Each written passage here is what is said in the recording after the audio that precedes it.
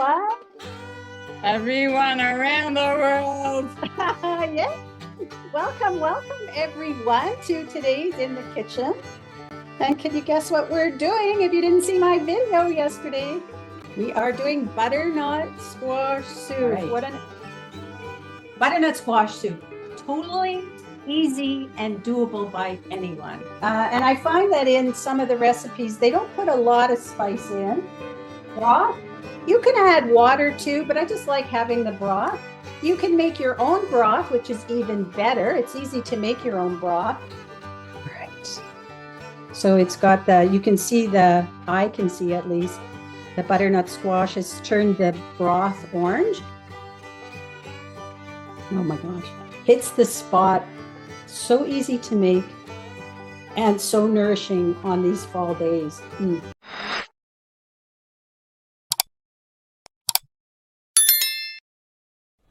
Hi, everyone. Everyone around the world. Yes. Welcome, everyone, to today's In the Kitchen. And can you guess what we're doing if you didn't see my video yesterday?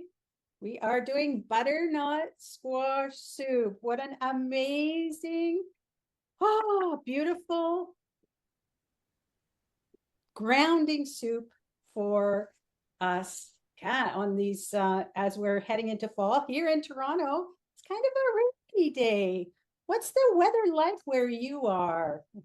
Is it rainy? Is Raining. it sunny? Gross, damp. Damp, raining. Is it cold and clear? I don't know. We had a skiff of snow last night again. Ooh.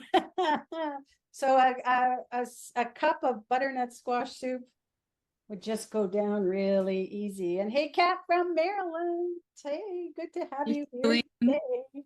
Hi, Debbie. Okay. And Patricia, I think you're in Toronto, right? Yes, I am. So yeah, you get the rain with Helene and I. All right. So very autumn in Maryland. Yes, beautiful. And I think we're coming up on Thanksgiving in the US in a few weeks. So let me entertain you here. All right. Butternut squash soup. Totally easy and doable by anyone. I have my butternut squash. And if you don't want to go to cutting up the butternut squash, what you can do is you can buy it already cut up, and you can even buy it frozen in chunks if this is too much for you. So there's no excuse. But what I like to do is just roast it. And all I do is cut it in half. And then when it's roasted, it looks like this. I just cut it in half and take out the seeds. And How to roast it. then I roast it. I'm going to show you. That's the first step, because there's a pretty thick skin, and this is pretty big. So when I buy a butternut squash, they're totally all different shapes and sizes. It's like not uniform, and they're pretty heavy. So what I look for, just because of you see this one has a nice bulb at the bottom, and then it's got a lot of, it's long. Usually, I'm not going to guarantee it, but usually when it's shaped like this, all of the seeds are down on the bottom, and all of this is all pure meat. And we'll just open it up and see. So I have my sharp knife, my chef's knife that I demoed last week. I'm going to cut off the end, just the end where the stem was. And that is going in my compost. And then I'm going to see if I can cut down the middle. Now, this one's pretty big. So what I might do, because I don't want to start getting into an accident, is cut it before I get to the bulb here, around here. And I'm just going to, nice and easy.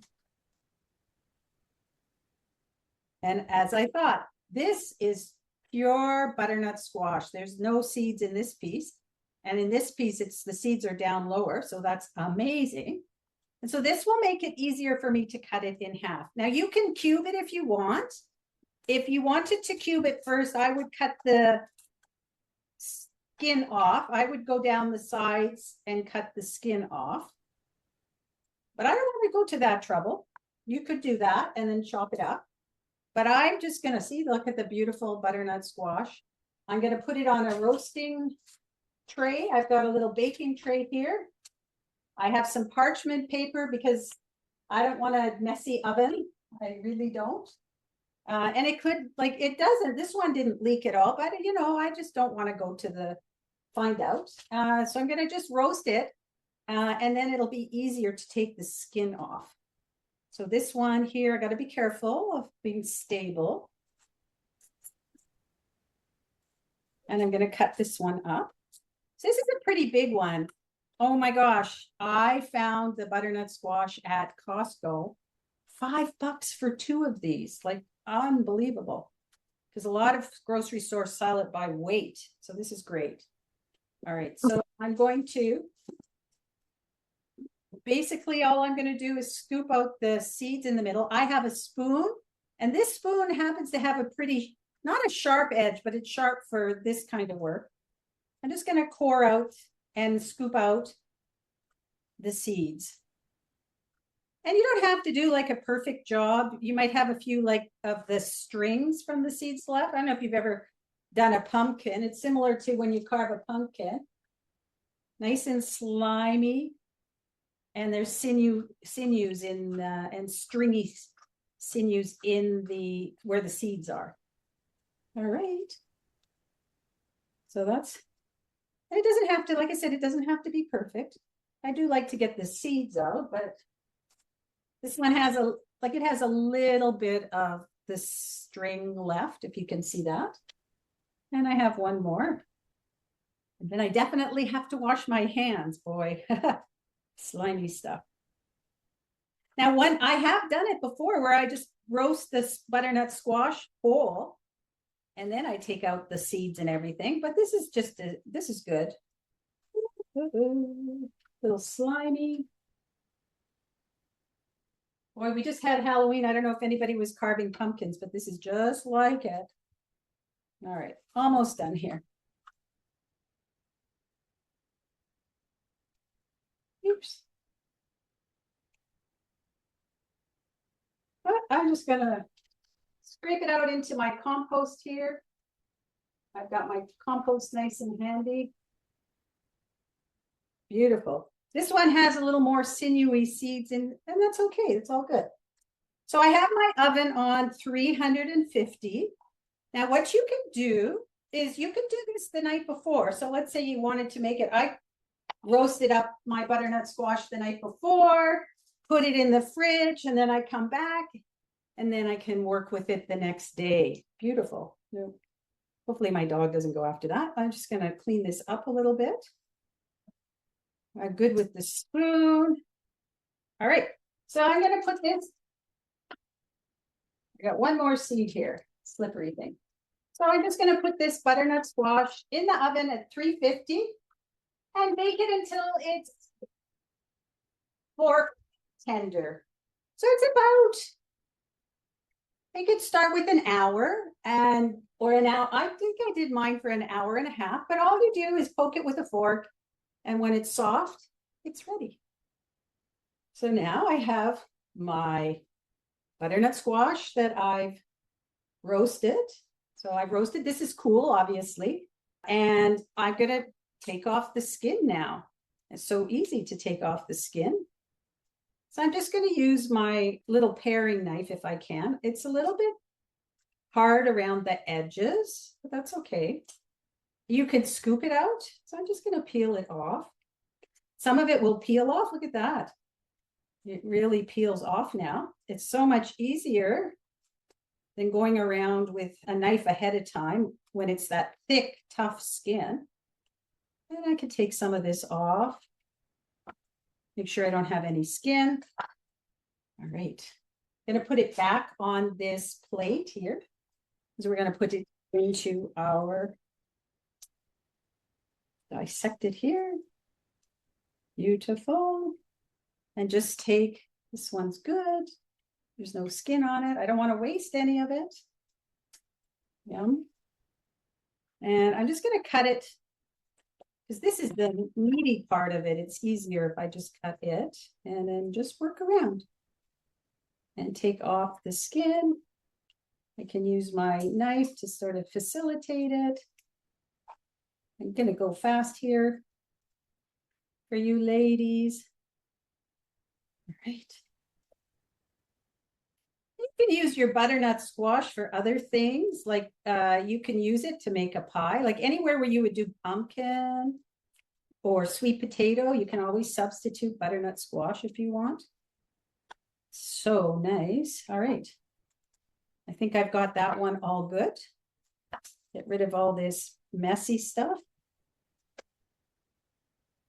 And do this side here.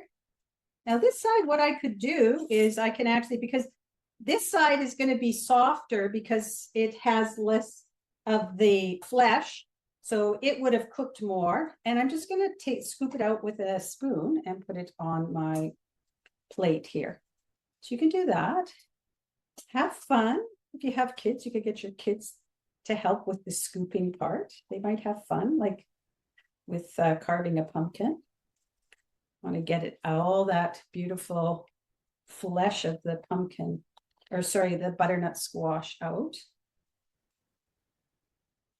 I don't know about you, but I think that's a lot easier than it is to cut it up in advance. Even easier to buy it at the store already cut up if you want. And then you could just roast it, put it on an oven mitt. Obviously, it's not going to take as long to roast if you do it that way. And I'm going to go with that amount for today. I don't want you guys to have to wait while I peel off my pumpkin, the rest of my butternut squash. So let me go clean my hands. We'll be back to start making our soup.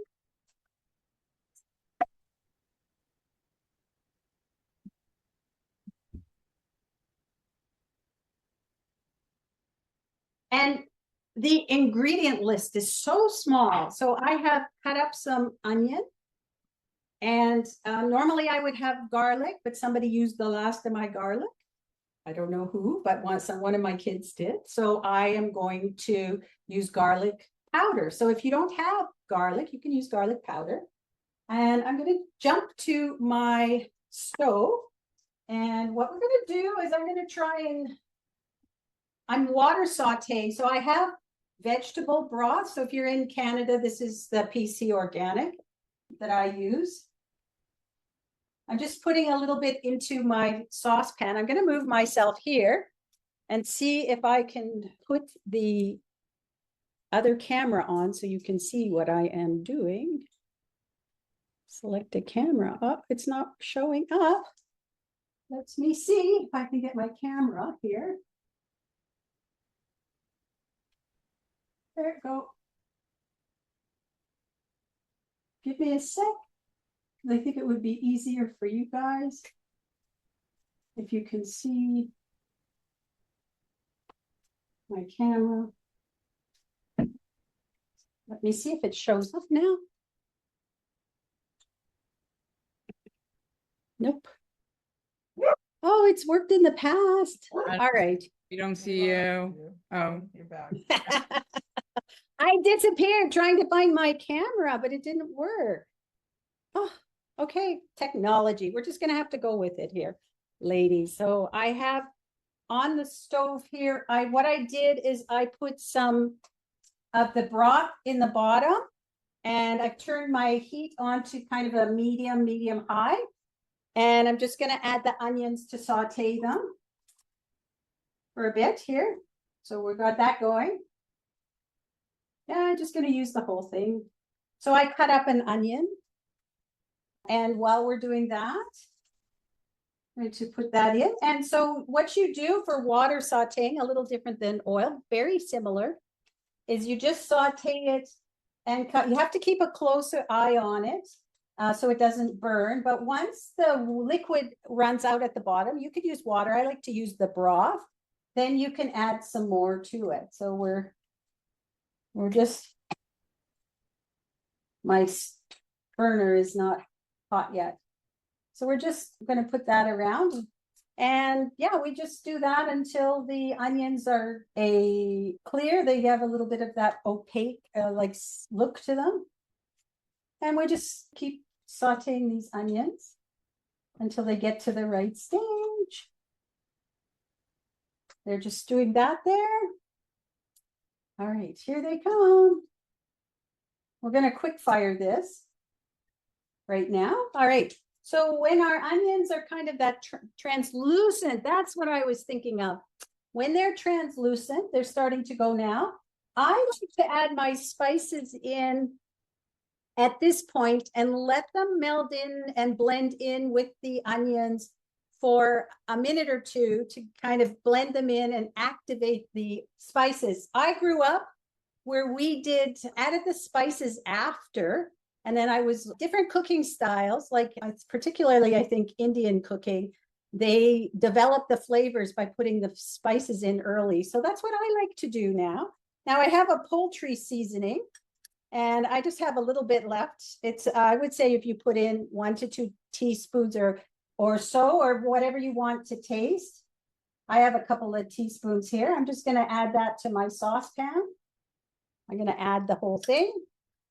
And I'm also going to add garlic powder here because I didn't add in any. Usually I would add some fresh garlic here, or you could use garlic powder. So I'm just going to add like a tablespoon of garlic powder. Don't be shy with your spices. You know, you want to start slow, but if it feels good, you can add more. And I find that in some of the recipes, they don't put a lot of spice in, and then it doesn't have the flavor. So be on the generous side with your spices. If it feels good to you. Obviously, if it doesn't feel good, don't. So yeah, so my onions, I'm letting that cook up a little bit.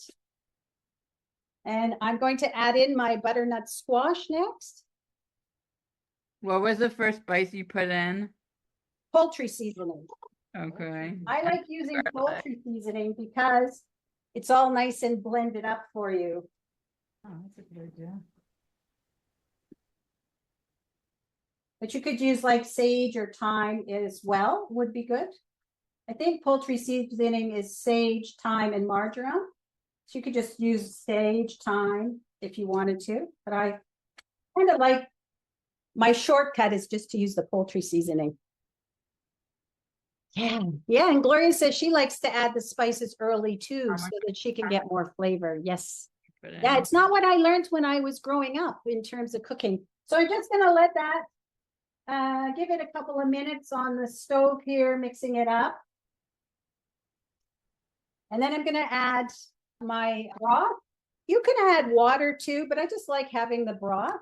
You can make your own broth, which is even better. It's easy to make your own broth, but we go through enough of it that's like, okay, I'm good. I'm just going to buy it because, you know, it's about, and I'm going to put I just had a little bit left in here, and I'm going to put the liter, or this would be a quart in the US, 4 cups into here.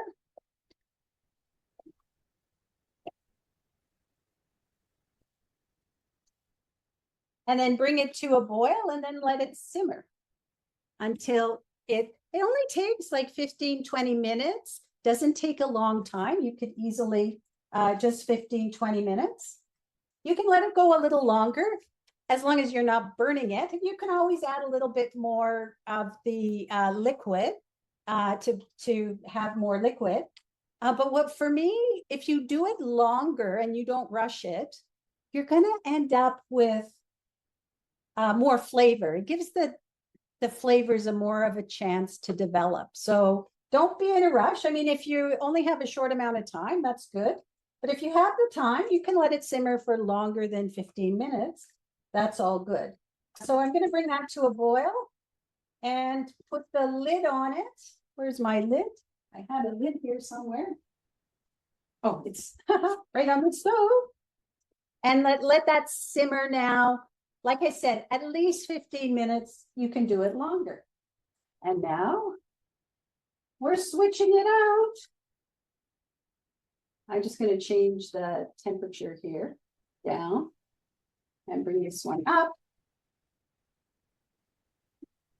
All right. I'm going to use my oven mitt to open this one up. All right. And so now it's been simmering for at least, oh, I say I put it on, it's probably been a half an hour that this one has been simmering. Let me show it to you if I can. Don't want to burn myself. Let me see. All right. So it's got the, you can see the, I can see at least, the butternut squash has turned the broth orange. And Helene, it's about 2 teaspoons. You could do more, 2 teaspoons to a tablespoon. Depends on how you feel. Start with maybe 1 to 2 teaspoons. I'll give you the recipe as well. All right. And so now what I'm going to do, I'm going to turn my stove off for this. I'm going to add in about a cup of coconut milk. So I'm using Shaw's organic coconut milk. You could also use a coconut cream as well. Maybe you don't put as much, but my first batch, I had some coconut cream left over from something else, so I used it instead. And I'm just going to add that in, and along with some lime juice. So it's about a tablespoon or so of lime juice to give it some acid. Now, if you have fresh limes, best ever. If you don't have fresh limes, I always keep this pure lime. It's organic, not from concentrated lime juice in my fridge because I don't always have limes. So this is my hack. If you don't, like, I know it's better to use unprocessed foods and use the whole foods, but this is just lime juice and it's not from concentrate.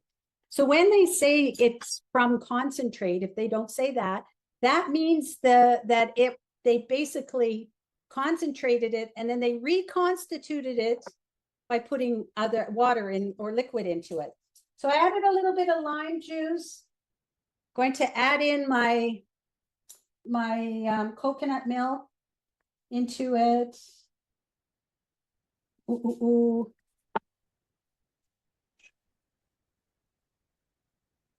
Oh, looks beautiful, ladies. And what I'm going to do now is I'm going to blend it. Now, I have an immersion blender, so it'll be nice and smooth. I don't know if anybody else has one of these little handy immersion blenders. So this is a immersion blender. I'm just going to use that to blend it up. If you don't have an immersion blender, you don't have to run out and buy one. All you need to do is take it and put the soup into your blender and blend it up that way. And some people like to have some chunks if they want. I like it.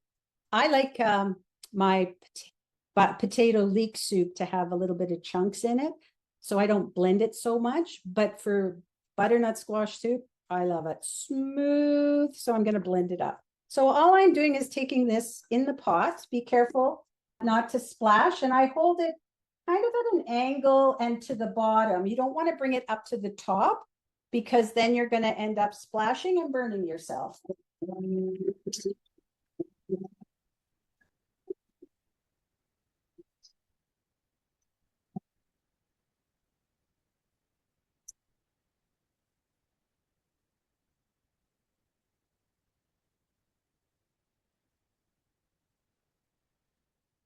And actually, once you get it in, you should put it right straight down to the bottom, on the bottom, so that it doesn't splash.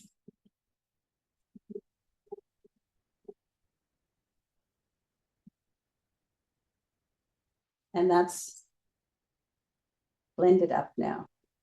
Just going to take the lid off. Put that there, put this out of the way.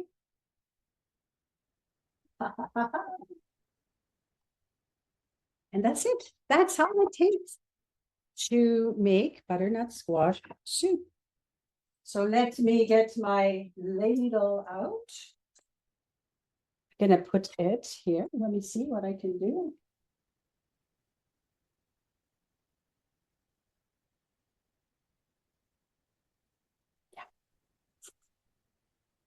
All right. I have some soup. I'm going to put some in a cup. This is a great way to have your soup in a cup. You can just drink it. Oh, on a beautiful fall day, whether it's cold and you've got snow on the ground like Gloria, or you're in a fall place like Kat and us where we have rain. It's beautiful. All right. So here is my soup. Let me show you. Butternut squash soup. And what you can do. All right. I'm not the fancy person, but we eat with our eyes too. You can take a little bit of the coconut milk or cream and add it in the center. And then take a knife. I just have this one here. Kind of swirl it around. Oh, let me get more. This is cool. When I did my raw food chef course, we had to do all this plating stuff. And all we had to do was make on a plate, make a bunch of designs. Oh my gosh, I had so much fun. This is a great way to be artistic too. I'm not a big artist, but check it out, ladies. Let me see if you can see. Then just add a little bit of cream, swirl it around. And you've got this, and add just a touch of some like pumpkin seeds. You can roast pumpkin seeds, put them on top so you can eat with your eyes. And that's it. That's how easy it is to make butternut squash soup. And now I got to dry it.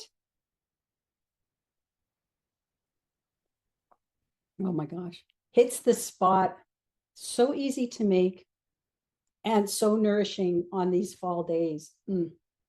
And butternut squash, I think now is the season, fall harvest and everything. Try it. If you don't have it or you don't want to actually deal with that big butternut squash, get yourself some cut up butternut squash in the produce side, or buy the frozen, and you can use that. And even if you're, the frozen, you just put it on a tray, bake it, and away you go. Like I said, you'll probably bake it less time or roast it in the oven for less time, but it's all good. I don't know if there's any questions for today. I'm going to get the recipe before I forget, because I've done that before, which is not good. All right. How simple. Anybody think that was simple to make and they're going to try it themselves? Here we go. I'll definitely try it, Debbie. It looks so good. All right. And there is the recipe for you. On the squash before you roasted it? Pardon me? You put anything on the squash before? I did not. You could enhance the flavor by adding some. If I were to add something to it, I might put some garlic powder, maybe some onion powder. You could put a little bit of the poultry seasoning, whatever. And you could experiment with whatever but I think on the sage and thyme side of the spices, and garlic is good. And yeah, you could put that on. I'm cooking oil-free for this, but you could coat the top, and it's fine. Like you could coat the top with a little layer of olive oil and put some spices on to bring out even more flavors if you want. Yeah, absolutely. The other thing, if you want, and if you're more comfortable with it, you can do a dab of olive oil and cook your onions, saute your onions in the oil. I did it oil-free to show you that it is possible, but if you're used to using oil for your sauteing onions, go ahead and do that. If that's what you like. There's all these things about you shouldn't do this and you shouldn't do that. And I'm going to say, if you are getting the nourishment from this soup, that's the main thing. I took myself back on the having cream in your coffee, because the dairy does impact us. But for whole food, plant-based, if you take a few shortcuts where you're still using whole foods, just that, like I said, I use the vegetable broth. I could make my own, but if it's going to stop me from making the soup, I'd rather use the vegetable broth than buy a can of soup at the store. And same thing, if you want to saute in oil or put oil on for roasting your butternut squash like this one, absolutely go ahead. it probably, like this one gets like on the top, it's a little bit of a crust because I didn't put any oil, but if you put the oil, that'll help to keep it softer. But you can work with either one, whatever works for you. Whatever's gonna, it's like my the juice lady, when I interviewed her and I asked her what juicer should she use, she said the one that you're going to use, it's the same thing.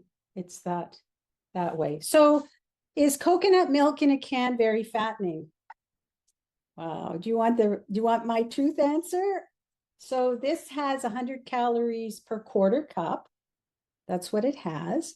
But what I'm going to say, if you are eating a whole food, plant forward diet, and you're not adding all the extra oils that we do, eating fatty, oily stuff, then this is nourishing for you. And we need to get our fat into our diet. If you're not comfortable with this, what you could do is use like a cashew cream sauce, make a cashew cream. That's the alternative, but you don't get the same flavor with this. If you don't like coconut, add the cashew cream. If you'd like, I can add that to the recipe so you can use the cashew cream instead. So what I'll do is I'll try after we're done, and when I load up the video, I'll add that in case that's something you don't want. But we need to have fat in our diet. It's really important to get a mix of carbohydrates, fats, and protein. There's protein, and protein seems to be the hero, and carbohydrates and fats get to be the villains. But at the end of the day, the main thing is to really limit your processed foods, eat whole foods most of the time, and that's the best way to do it. So for me, I just want to have good food and whole food most of the time. I'm not going to say I don't ever have processed food, but most of the time I'm eating whole foods. I hope, Diana, that helps to answer that for you. You could just like put less of if it really is something, because it's all about what safety you feel in your body and your nervous system. And if it doesn't feel safe and you're not going to do it, you could put less as well, or you could do it without and see how it goes. It's not going to be as creamy, but it's still going to be good if you really don't want to put the coconut cream or coconut milk in there. They also have light versions. I'm not sure. I've never used the light version.